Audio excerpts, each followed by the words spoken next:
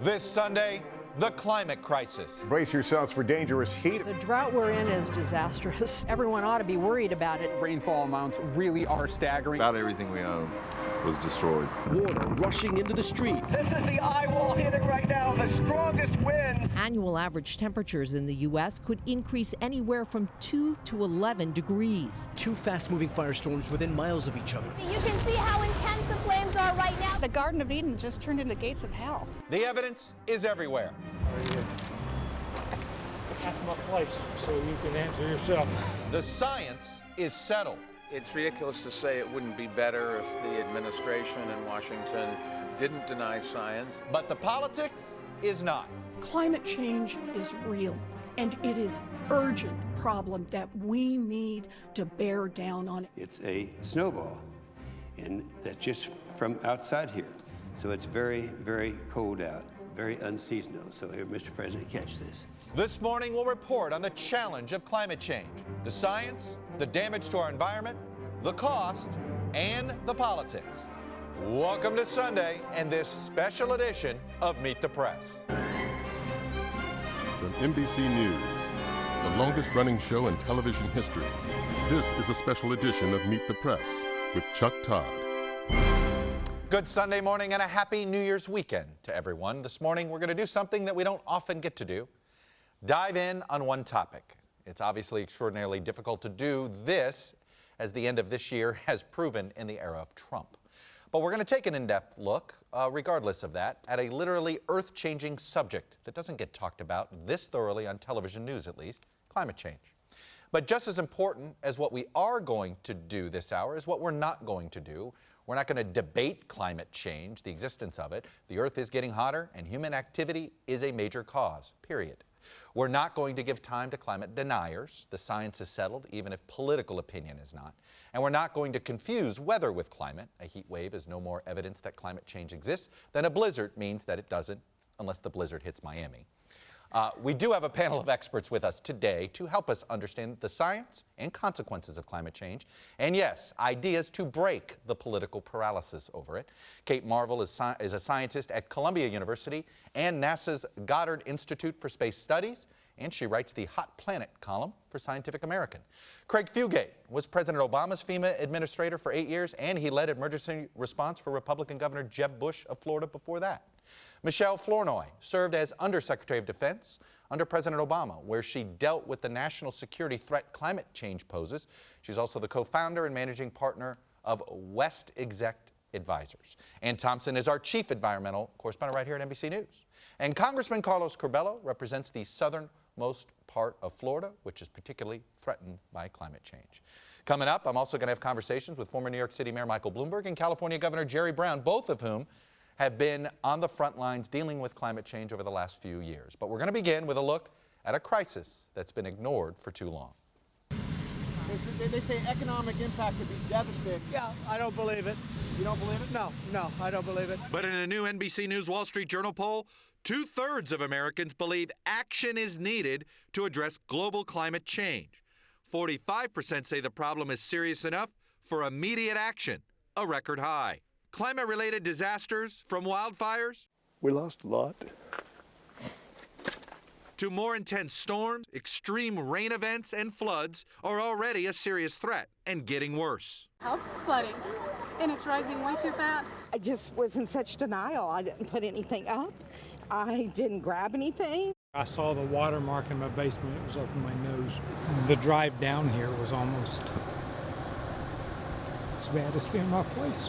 Just gone. Glaciers are disappearing.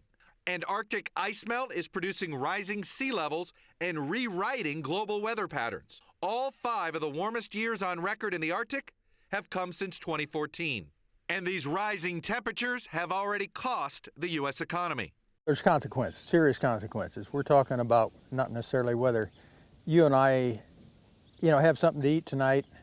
We're talking about the survival of the human species over a long term. This year, a series of climate reports, including one produced by 13 agencies in Mr. Trump's government, issued dire warnings of economic and human catastrophe if there is not immediate action to reduce greenhouse gas emissions. But the federal response to the climate crisis has been political paralysis and denial. We keep hearing that 2014 has been the warmest year on record. I asked the chair, you know what this is? It's a snowball, and that's just from outside here. So it's very, very cold out, very unseasonal. So here, Mr. President, catch this. While the federal government lags behind, cities and states are attempting to lead their own climate efforts. We have wind turbines and solar panels. Georgetown, Texas Mayor Dale Ross voted for Donald Trump. Last year, his city became the first in Texas to convert to 100% renewable energy to power its grid. What can those knuckleheads in D.C. do to regulate that increases our cost? Now a growing group of Democrats in Congress, pushed by grassroots progressives who want aggressive climate policies, are calling for a Green New Deal. This is going to be the Great Society, the moonshot, the civil rights movement of our generation. While some Democrats are mindful of the Yellow Jacket protests in Paris, sparked by anger at a fuel tax, a majority of Americans believe that failing to address climate change will be more economically costly than new regulations designed to prevent global warming. And Democrats eyeing the White House are highlighting an issue once considered a political liability. Climate change is real, and it is an urgent problem that we need to bear down on. Every Democrat running anywhere in America needs to make it a central message because the American people are with us. And joining me now is the former mayor of New York City, Michael Bloomberg. He's the UN Secretary General's Special Envoy for Climate Action and the co-author of Climate of Hope. It would be a lot more helpful if we had a climate champion rather than a climate denier in the White House. I've always thought Trump has a right to his opinions, but doesn't have a right to his own facts. And the truth of the matter is this country and this world is in trouble. The ice caps are melting and the storms are getting greater. In South Carolina about a month ago, they had 3 feet of rain. Do you know how high 3 feet is from Florida here? Why do you think people, why do you think people want to deny climate change? Well, number one, people don't. You think that's a phony argument when they say they deny it? No, some people do. Okay. But we did a lot of polling. I supported 24 congressional candidates, 21 won, and we did lots of polling as we were creating ads for them. One of the things we polled was climate change. 75% said they believed in climate change. If you go to, you mentioned Iowa. Iowa now generates 1/3 of its entire energy from wind. They, in a few years, will be 100%. There's a town, Georgetown, Texas, with a Republican mayor, 100% renewables. So there are people that are doing things, there are places that are doing things, and people believe. You look out your window and you see forest fires and maybe it's going to hit your house, you become a believer pretty quickly. All right, let's talk about how a presidential campaign and a sort of a presidential focus. There's some people that say climate change is a policy paper you put out, and there's others that say every proposal that you do now in Washington has to be through the lens of dealing with climate change, whether it's your economic plan. Where are you on that? I think that any candidate for federal office better darn well have a plan to deal with a problem that the Trump science advisors say could basically end this world. Even his science But is that fair that at all, if you run for president and if you happen to do it, that all your policy proposals will be through the lens of, is it? Look, Chuck, the presidency is not an entry-level job, okay? Right. We have some real problems. If you don't come in with some real concrete answers, I think the public is tired of listening to the same platitudes that they get. We're in favor of God, mother, and apple pie, and trust me, I'll have a plan when I get there. No, you have to have a plan. And I can tell you one thing, I don't know whether I'm going to run or not, but I will be out there demanding that anybody that's running has a plan. I want to hear the plan, and I want everybody to look at it and say whether it's doable. When we come back, it's our panel of experts. They join us on the environmental and economic risks and consequences of climate change.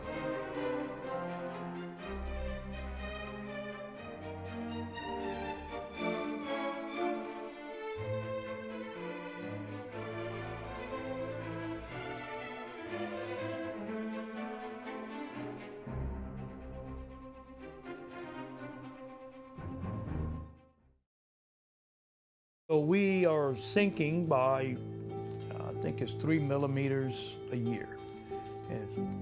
Doesn't sound like much, but you go into 40 years, 50 years, then you start to notice differences when you already only slightly above the water.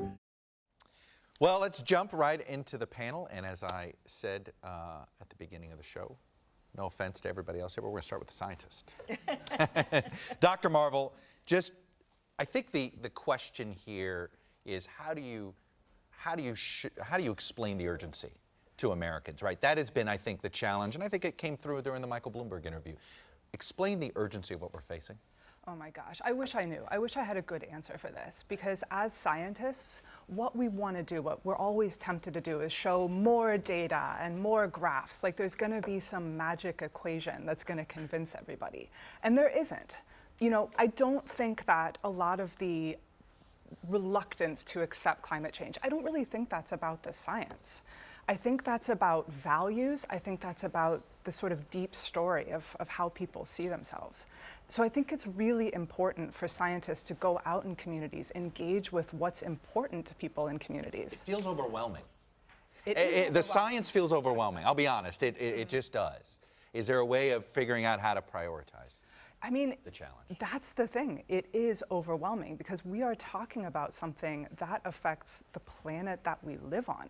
We're talking about global warming, but we're also talking about changes to rainfall patterns, changes to extreme events like heat waves and floods and droughts and hurricanes. So it should feel overwhelming because it is overwhelming, I think. And you've traveled the globe for us to try to show us what's happening, not just say what's happening, show us, and we're doing our best to show pictures. It's a challenge. And that's important because I always liken climate change to cancer. They're both such huge issues. They're really hard to get your head wrapped around it, if you will. But if you look at pictures, take a trip to Glacier National Park out in Montana. In 1850, when the Industrial Revolution started and we started burning coal and sending greenhouse gases in the air, there were 150 glaciers in that national park. Today, there are 26, and they're in danger of losing those 26. They're really threatened. If you look at things that we just know are happening around us, growing zones are moving north, fish are migrating north to get to colder waters. We're seeing changes here. That's what convinces people that it's happening. And I think the reason why we're seeing more people believe in it today is because we're now starting to live climate change in real time in the United States. Well, speaking of that real time, I think it's the financial impact that maybe will start sparking things.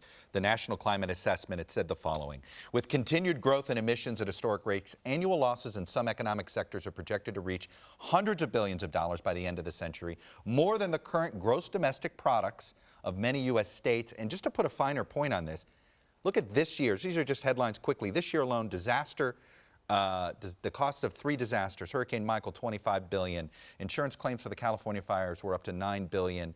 $50 billion for Hurricane Florence. Craig Fugate, can you convince people with dollars and cents? I don't know if you're going to convince them with dollars and cents, but I think you can convince them with just the sheer frequency of the events that are occurring. I mean, think about it. Every time they say this is a record-setting event, almost all of our practices of how we prepare for disasters is looking at the past to prepare for the future. It's not working. And look at all the money we're spending. And the thing I like to remind people, when FEMA's spending money, that's for uninsured losses. We've seen one of the largest transfer in the last 20 years from private insurance to federal programs like FEMA, HUD, the National Flood Insurance Program. And this is like organizations like the Pew Charitable Trust is actually looking at the policy of why are we growing disaster risk in the face of climate change with policies that incentivize growth. We're still providing flood insurance for people who build in a flood zone. We shouldn't be doing that. And we just reauthorized it and punted it again. There's a lot of things we need to do with flood insurance. I have one simple answer. Why don't we stop writing flood insurance for people in flood zones and let the private sector insure it? And if they don't, why is the public insuring it? All right, so dollars and cents won't do it. What about national security, Michelle Flournoy? Well, it's interesting because I think there is a very strong consensus in the U.S. military and in the national security community that climate change is real. This is a sort of pragmatic, clear-eyed view. And for the military, they see this as leading to a change in their mission, more humanitarian assistance, disaster relief missions abroad and at home. They see the melting of the ice cap in the Arctic. That's going to open up an area of strategic competition with both Russia and China. Just pause and I mean, I don't want to gloss over that. So here we are worried about what the melting ice caps are going to do to our life. Meanwhile, it's going to become a military fight. Absolutely. There's going to be new channels of commerce, and China and Russia have already kind of staked claims and made it very clear they intend to contest the space. But it's also an infrastructure problem for the military. More than half of U.S. military bases and bases overseas are estimated to be severely impacted by climate change, either severe weather and or flooding. That's our ability to project power overseas. That's our ability to operate our U.S. military. 50% of the facilities are going to be affected. And we would have to think about the cost of defense that it is today. Look at Tyndall Air Force Base and got hit by, Michael, you had F-22s and hangars that were destroyed. And think how few of those we have. All right, as you can see here, I was trying to make a point here. Can the economy do it? Can national security do it? Maybe the state of Florida can do it. The most important state in presidential politics, Carlos Corbello. If Floridians change their mindset on this, it may force the country. I want to put in a few stats from that National Climate Assessment. There's a 1 in 20 chance that nearly $500 million in property value in the state of Florida will be under sea level before the end of this century. And then I got to play for you this. This is our hometown, not just your hometown, mine too, Miami, what a University of Miami geologist had to say about this. Take a listen. I think somewhere later in this century, Miami, as we know, it's going to be unlivable. So in reality, in South Florida, we're just going to be leaving. We don't have the problem. You up in Orlando, you better set aside your groundwater resources and you better plan for us. You really better plan, because we are coming. Does Florida change the country's mindset on this? It can, because it's where the effects of climate change are most evident. So we get tidal flooding in South Florida. In the Florida Keys, we get tidal flooding. Explain what that is. So king tide comes, meaning lunar cycle, the tide is the strongest, and our roads literally flood. Just once a month? That's right. No rain, no anything. That's okay. I just want to remind people what this is. Big threat to our drinking water supply. The Everglades houses all of the water for South Florida. As the salt water comes in, it threatens that drinking water supply. Ocean acidification, as we get higher carbon dioxide content in the ocean, that kills our reefs, which of course reefs is essential to ocean ecosystems. So I think the point Ann made is so important. We need to stop covering the debate and start covering the story so that people see that this is real, and so that politicians take a more pragmatic approach and find solutions that are actually achievable. And if you think those high tides bother you once a month, wait till they happen every day. And that's what the reports say. If we don't do something about cutting our greenhouse gas emissions, that's going to happen. And it's not just going to happen in Miami. It's going to happen in Virginia, in Newport News, and where the naval bases are. And they're already dealing with that high tide flooding. And it's going to affect places like New York and Boston and Cape Cod and New Orleans. We're going to have big problems. I was about to say, I live in New York, and the subway is projected to flood every 5 years by the middle of the century, and every year by the end of the century. I don't want the subway to flood. Yeah, you think it's miserable now, right? I mean, this goes back to 2012. Superstorm Sandy makes landfall. We're flying up to go see Governor Christie, and President Obama turns to me and says, Craig, the debate about climate change is over. We have to start talking about adaptation. Right. And this is what's really hard. We built so much infrastructure with lifespans and financing over the span. We always thought this was going to be something 50 years away. Right. It's now. And we haven't built for this, and the change and the build for it, while we're still denying it, we're losing. What's the displacement of Americans? How many millions of Americans right now live basically in an area that could be unlivable in 50 years? We're talking millions, right, Dr. Marwood? Many, many. Because the thing is, it's not just Florida. It's not just coastal communities. Warm air holds more water vapor. And so that means even if you live in the Midwest, you're going to see increased downpours. The rain is really going to dump. And for agriculture, the consequences are significant. And if you look globally, we are a pretty strong economy. We're a very powerful nation. Think of all the countries that are going to experience massive population movements and have no wherewithal whatsoever to deal with that kind of pressure and the instability and conflict that can. Okay, do you see how overwhelming this feels? And that's why, I guess, Dr. Marvel, let me ask, what's the one thing we could do right now? I mean, that's what there's, I think everybody wants, like, give me one thing. So the thing that I actually find kind of perversely comforting is the fact that we know exactly what's causing this. Can you imagine if this were a natural cycle that we didn't have any control over? But we know exactly what's causing this. It's us. It's greenhouse gas emissions that we are putting in the atmosphere. And as a scientist, I can tell you, let's not do that anymore. So really, it's just about those guys. About these guys. It's about, no offense. Well, yeah, and I'm not a scientist. That's a phrase that's been used in the past by politicians. But I do know this. There are two halves to this, right? Mitigation, which means we reduce carbon dioxide emissions, and adaptation, where I think we're starting to make some progress in the Congress. Investments in coastal infrastructure that will protect properties and will protect people from these effects. All right. Well, we've done a lot on the science and a lot on the impact. Later, I want to get into sort of some practical ideas, including the carbon tax. Is that the right way to go? But let me pause here. When we come back, few states have been hit harder by climate change than our biggest state, California. Governor Jerry Brown joins us next.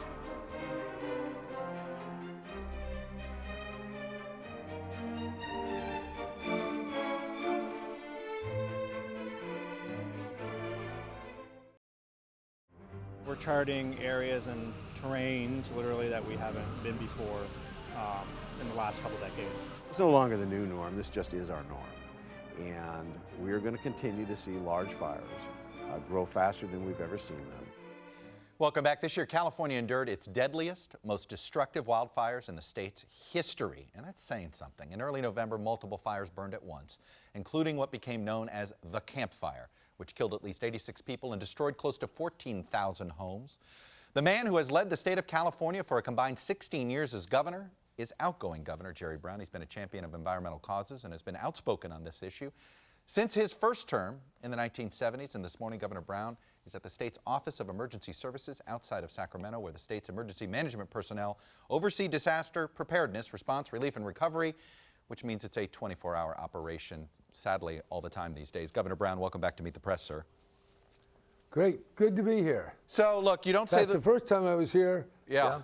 I was just going to say the first time I was on the show was, I think, 1975. So, well, here we are. We do have a long history. The word wildfire is not in print anymore without the word California in front of it, it feels like these days. You have seen your share of wildfire seasons. You have seen your share of natural disasters. Try to put into context what you're experiencing this year and why it's bigger than just a wildfire issue this time. Well, it's bigger because the fire season, instead of being a few months around the summer, a little bit in the fall, is year-long. And we saw that with the fires both in the north and the southern part of the state at the same time. That hasn't happened before. Usually one would burn, then it would stop, and then the southern part of the state would burn with the Santa Ana winds. So it's new, and it leads not just to fires, it leads to mudslides, and then of course you're going to see with the heavy storms and rains as the snows melt faster or the rain or don't come at all, we're going to find a lot of inundation of a good part of the state. So we see it. We see it in the fear in people's eyes as they fled, right. Many elderly who died.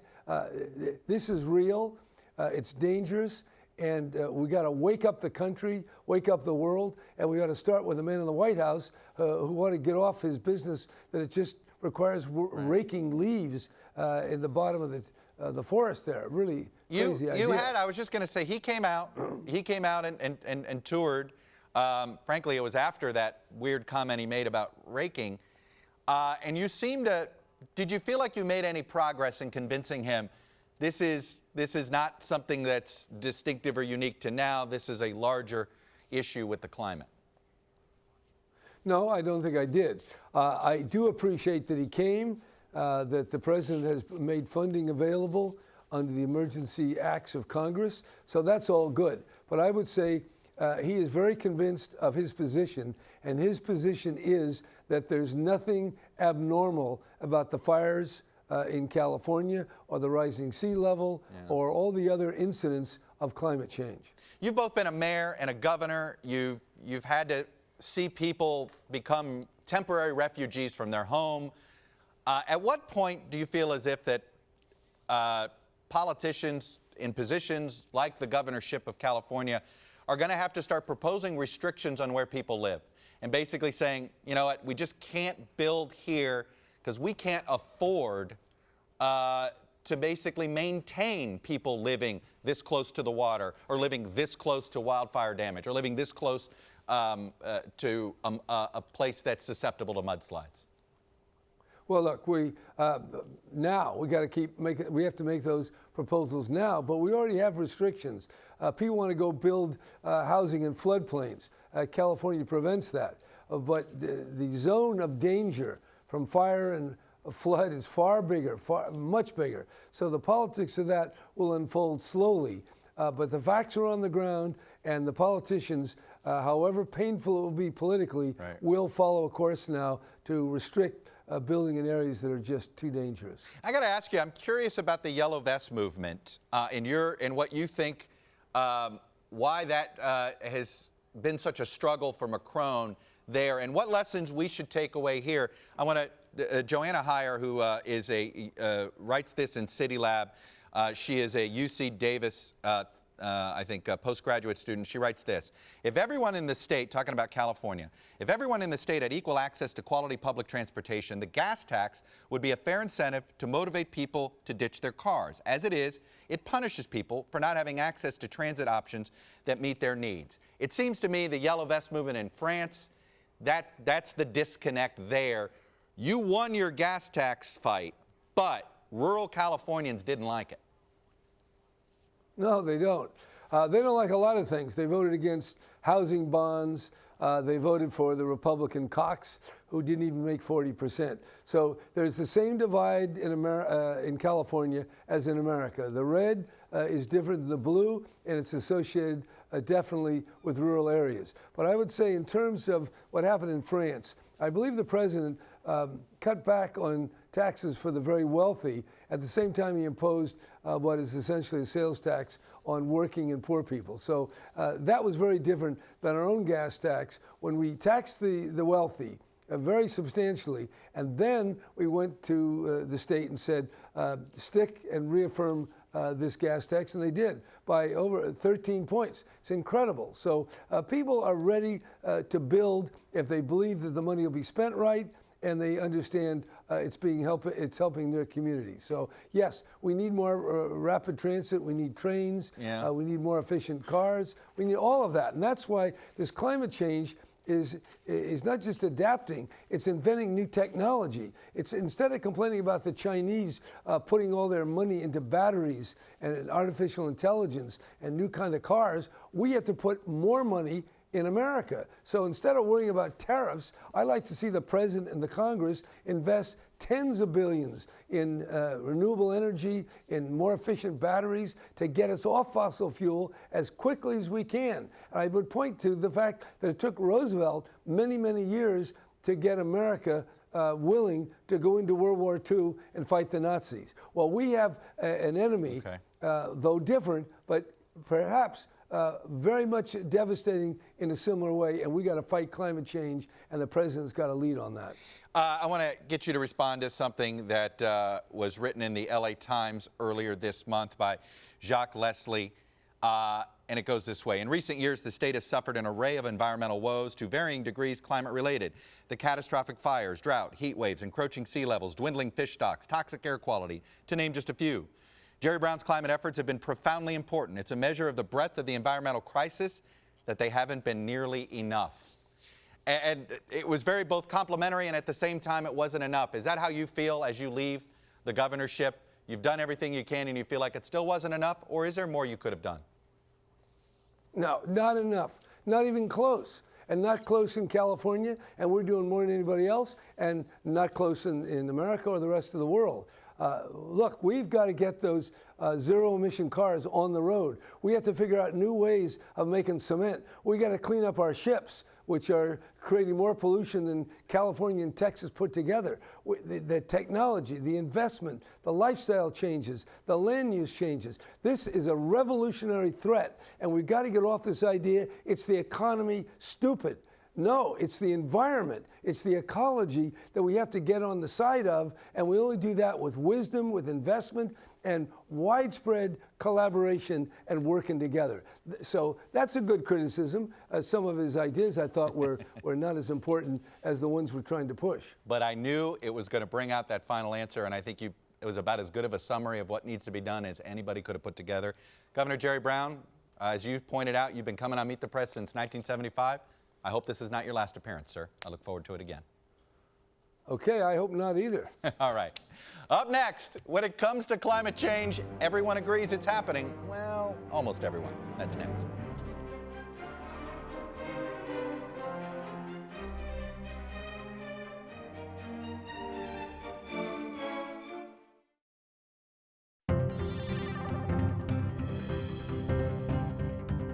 Welcome back, Data Download Time. After years of contentious debate on climate change, new polling this year seems to suggest Americans are finally starting to form a consensus on this issue. More people are willing to accept that it's happening and that humans are responsible. But there still is a serious political divide. According to a study from Yale and George Mason University, 70% of Americans say global warming is happening, and 57% believe it's mostly caused by human activities. And in fact, the 66% of people in our latest NBC News Wall Street Journal poll who believe climate change is a serious problem that does need to be addressed, that's a 15-point increase since 1999. We're down to just 30% who say we need more research or we shouldn't be concerned. A 13-point drop in that same time period. Now look, this is significant because those feelings about climate change are remarkably uniform, no matter your skin tone or where you live. Over 60% of whites, African Americans, and Hispanics all believe we need to do something about climate change. And more than 50% of those who live in cities, suburbs, and even rural America agree. But if the public has reached a consensus, why hasn't Washington? Well, we see the biggest disagreement on climate change when we look through the prism of political parties. 71% of Democrats say climate change is a serious problem and that we need to take immediate action. A 42-point increase since 1999. 47% of independents also agree, a 22-point jump. But Republican opinion, stagnant on the issue. Only 15% believe climate change is an urgent problem. The exact same number when we first asked this question in 1999. Look, these numbers in particular serve as a reminder that no matter how much the public at large may agree on something, we live in a two-party political system. And the two parties simply do not see eye to eye on whether to even address the issue, let alone how to address it. As long as that's the case, it's hard to see how the public's consensus leads to political action in Washington. When we come back, the panel is back with that question, how to deal with the tricky politics of climate change.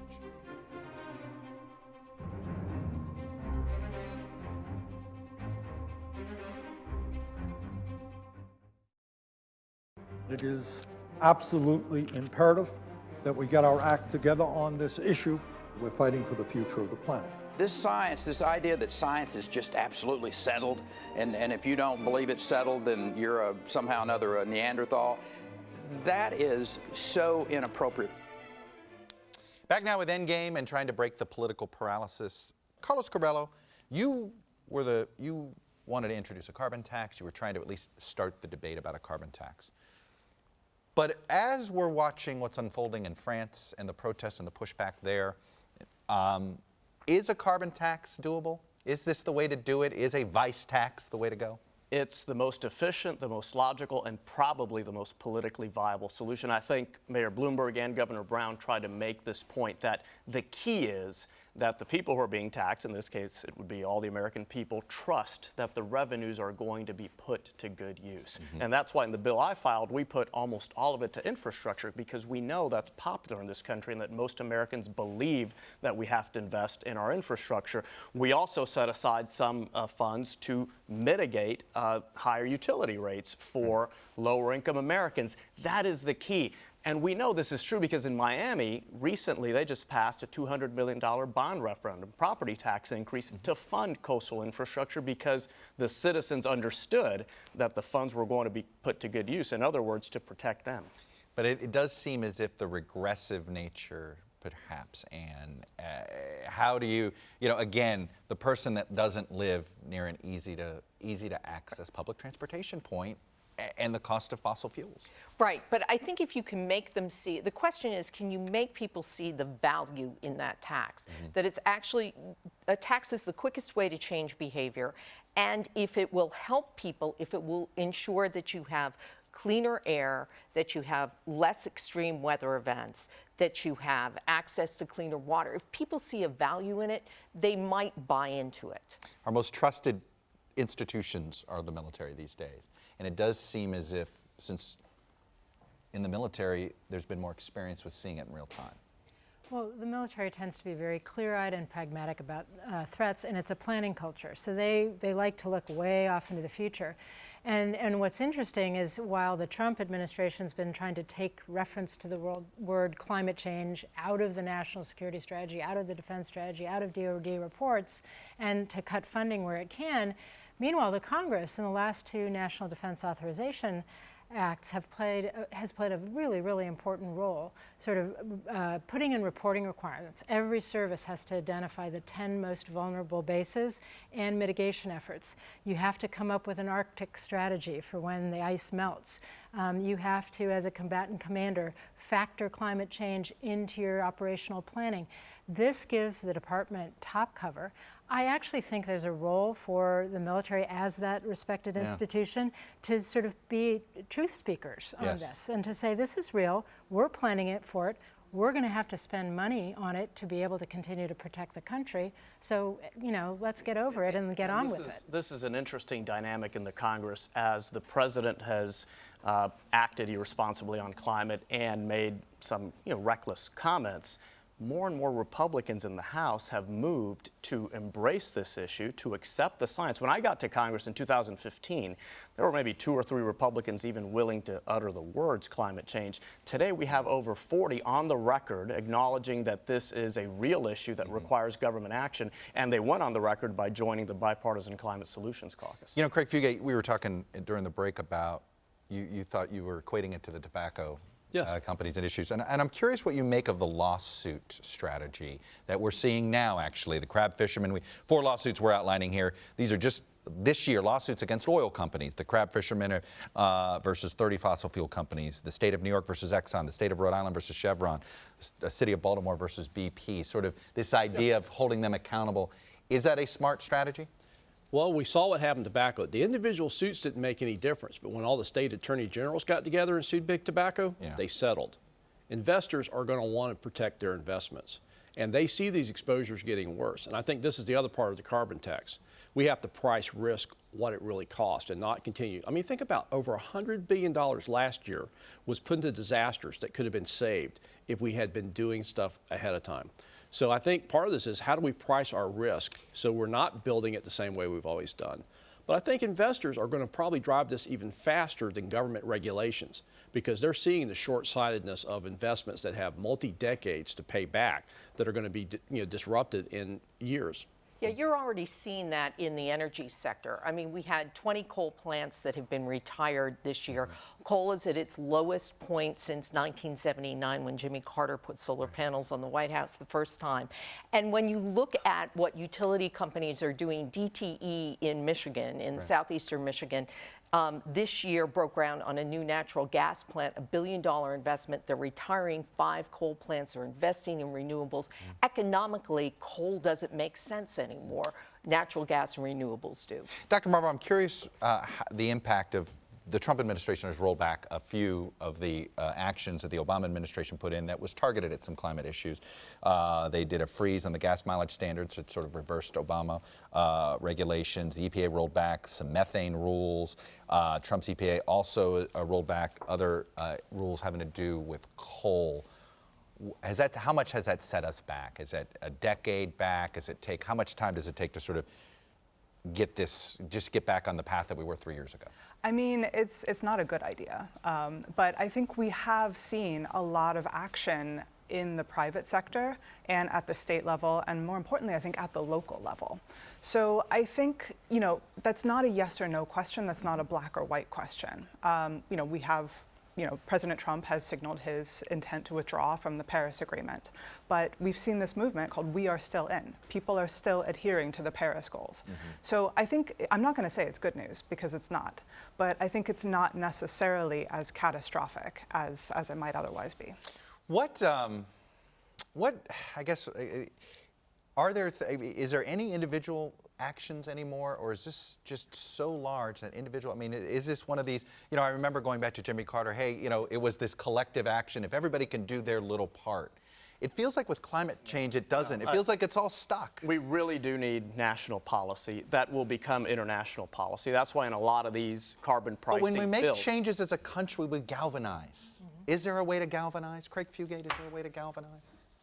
The disasters, I think, are starting this process. This is no longer something that's in the future. I mean, one of the regulations they rolled back was the federal floodplain management standard, which says quit building 1 foot, let's build 2 feet above flood levels. They rolled it back, which meant all of the disasters in the last 2 years, we just missed all of that rebuilding to build the future risk. Could have built.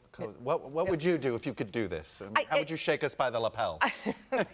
I get frustrated because I hear this administration say two things. First of all, when they talk about pulling out of Paris, they say, look, we've reduced greenhouse gas emissions. We've reduced greenhouse gas emissions because people have turned away from coal, and yet that's exactly what this administration is promoting. So it just makes no sense. All right. What a tremendous hour. Thank you guys for your time and thoughts on this. Much appreciated. That's all we have for today. Thank you for watching this Sunday morning. On behalf of all of us here at Meet the Press, we want to wish you a very happy and healthy and safe New Year. We'll be back next week, or I guess I should say next year, because if it's Sunday, it's Meet the Press.